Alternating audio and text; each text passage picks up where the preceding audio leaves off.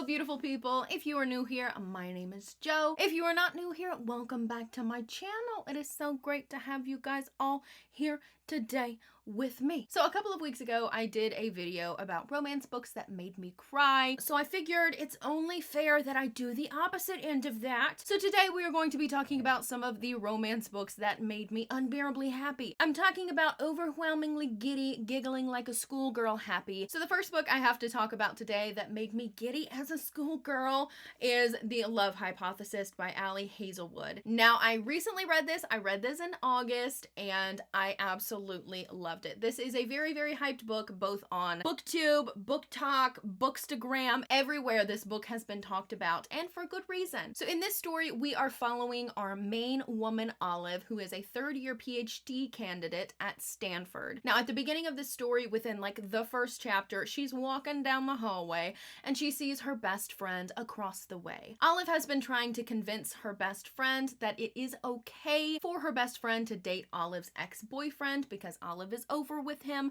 she's done with him, and obviously her best friend wants to be with this ex-boyfriend of hers. So Olive sees her best friend walking towards her across the way, and she turns and grabs the first person that she can find and just smacks them right on the mouth with her mouth. She kisses them. And who she kisses just happens to be Stanford's most infamous grump, Dr. Adam Carlson. Now, what ensues is this sort of fake dating type of situation where Dr. Carlson, Adam, if you will, and Olive come up with this sort of agreement that will mutually benefit both of them within their respective situations. Fake dating always gets me. I swear it always gets me. It makes me giggle. It makes me laugh. I love it so much. Olive is very quirky. I love a good quirky heroine. Also, I love a grumpy sunshine. There is nothing I love more on this earth than a grumpy sunshine. It made me giggle. It made me laugh like a little schoolgirl, and I loved it. I was sitting there blushing and just giggling away.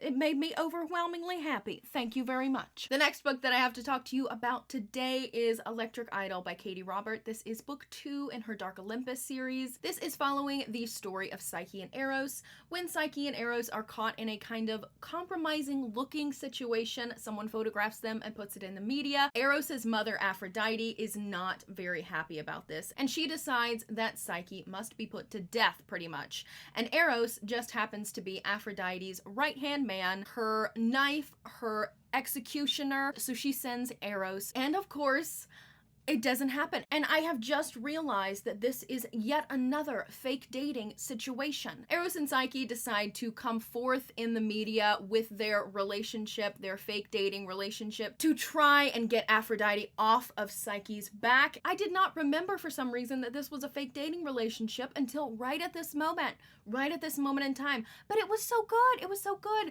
Psyche is a plus-sized main character. Obviously, Eros is a bad man. He's a killer. He's a killer, Bella. And I just ate it up. It was delicious. It was delectable, delightful, scrumdiddlyumptious. And so far, it's my favorite in the series. I have not yet read the third one, but Lord have mercy.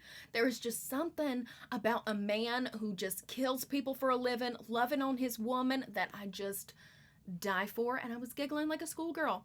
It happened. Wolf Gone Wild by Juliet Cross. This is the first book in the Stay a Spell series. This series is one of my favorite series that I've read so far this year. It is absolutely scrumdiddlyumptious. In this first book, we are following our main woman, Evie Savoy. She and her sisters are a group of witches in New Orleans. Our main man, Mateo, is a werewolf who believes himself to be cursed because he has recently not been able to shift into his werewolf.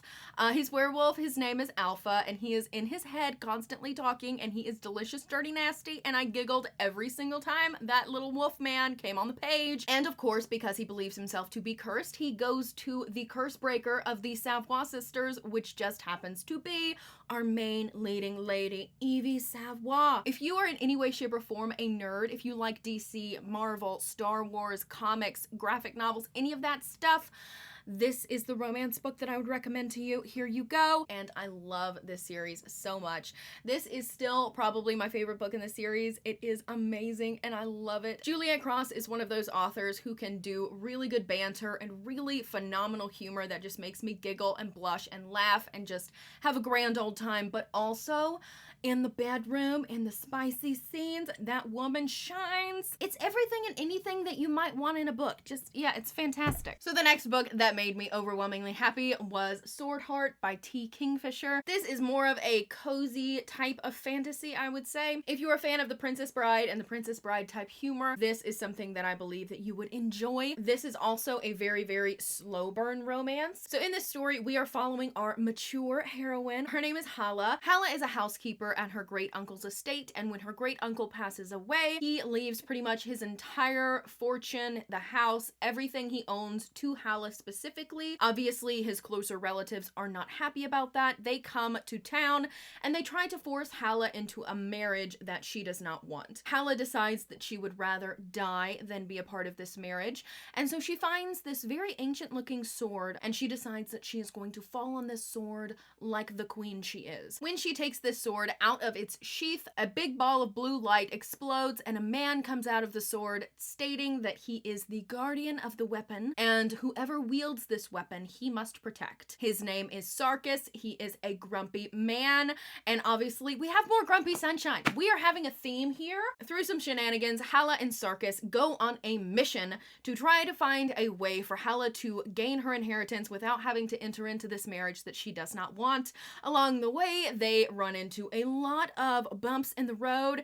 It seems like everything is going wrong. They meet some fabulous friends along the way, and they fall in love. Hala is a very humorous character. She is very funny, and her interactions with Sarkis and some of the other characters in the story, it just made me laugh. It made me giddy. I love Sarkis's character. I love a good grumpy warrior man. I can't handle myself around grumpy fictional men. I don't know what it is. It just makes me giggle and blush. And I just absolutely love this story. So if you are looking for a more lighthearted fantasy romance that is kind of like The Princess Bride, will make you giggle and laugh, check this one out. The last book that I have to talk about today is, of course, Delilah Green Doesn't Care by Ashley Herring Blake. In this story, we are following our main woman, Delilah Green, who is forced to come back to her small hometown in order to be the photographer for her estranged stepsister's wedding. Delilah's plan is to get in, get the pictures done, and get out. She doesn't really get along well with her stepmother nor her stepsister, so her plan is to get out of there as quickly as possible, but of course that doesn't happen when she encounters Claire Sutherland. Now, Claire is one of Delilah's stepsister's best friends, who Delilah doesn't remember being very nice to her back in the day when they were children. The scene where they first kind of get back in each other's vicinity